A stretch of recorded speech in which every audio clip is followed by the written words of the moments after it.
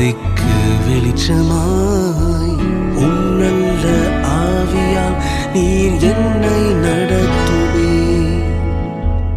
உமக்காக வாழ்ந்திட சித்தம் செய்திட என்னை நீர் மறைத்து உம்மை வெளிப்படுத்துமே. உம்மில் மூழ்கி மூழ்கி தொலைந்து போகணும்,